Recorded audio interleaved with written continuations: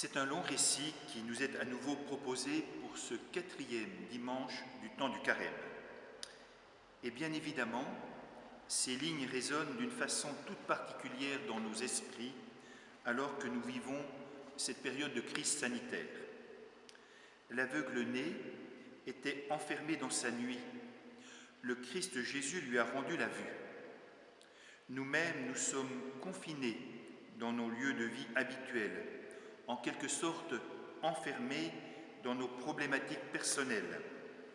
N'en doutons pas, le Christ Jésus peut aussi nous sortir de notre aveuglement, de notre enfermement intérieur, et il peut nous aider à bien voir, à bien vivre notre quotidien. Et pour cela, aujourd'hui, notre page d'Évangile nous invite à faire attention au regard de Dieu. Si vous lisez la première lecture de ce jour, vous découvrirez un très beau récit. Au temps du prophète Samuel, Dieu choisit celui qui va conduire son peuple. Or, on nous dit que Dieu ne regarde pas comme les hommes. Son choix ne se porte pas sur celui qui est grand, sur celui qui est fort. Il préfère David, qu'on avait même oublié de convoquer.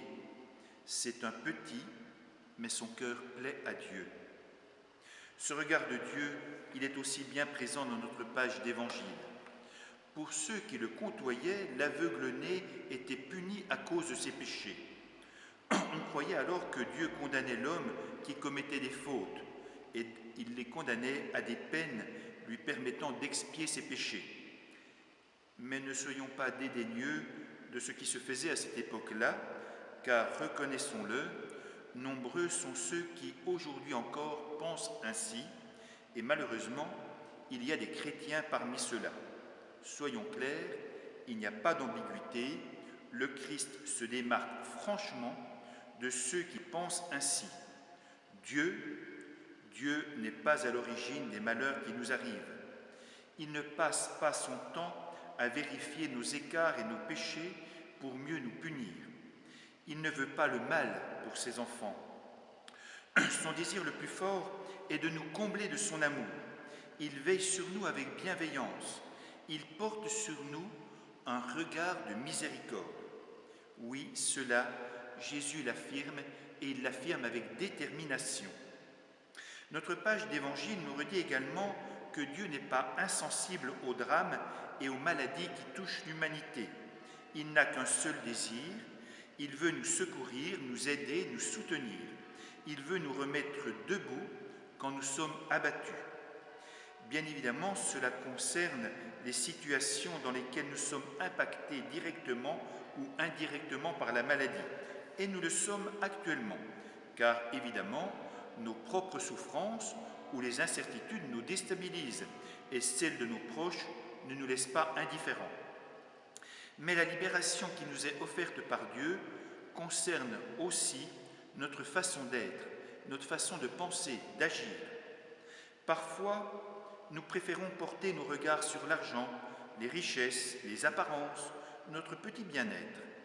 Nous sommes tellement tournés vers nous-mêmes que nous n'arrivons pas à voir les autres, et plus particulièrement ceux qui sont le plus éloignés, non pas par la distance, mais par leur façon de vivre. Et Jésus veut nous guérir de cet aveuglement en nous aidant à regarder à la façon de Dieu. Mais pour cela, il y a une condition incontournable. Si nous voulons apprendre du Christ comment regarder et aimer comme Dieu nous y invite, il faut que nous puissions vivre une vraie rencontre avec lui, une rencontre sincère, vraie, dans une confiance et un cœur à cœur transparent.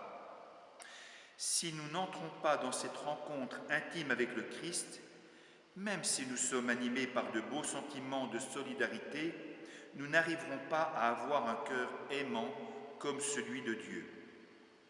Face à l'aveugle-né, les pharisiens se sont enlisés dans leur aveuglement. Leur attachement aux normes, à la loi, aux prescriptions leur font oublier leur devoir d'humanité. Soyons vigilants en ces temps de difficulté, soyons vigilants de ne pas nous-mêmes oublier cette priorité absolue. L'attention aux frères doit toujours être première, car Dieu est présent en eux. En exprimant de l'amour pour le frère, nous exprimons de l'amour pour Dieu. Aujourd'hui, ne restons pas enfermés dans nos certitudes, dans nos habitudes. Et quand les choses iront mieux, il nous faudra nous adapter, pour permettre à ceux qui auront été le plus impactés par cette crise de pouvoir vraiment émerger. Soyons certains que le Christ est le mieux placé pour nous aider à aimer de l'amour même de Dieu. C'est lui qui nous fera prendre les meilleures initiatives pour permettre aux hommes de se remettre debout.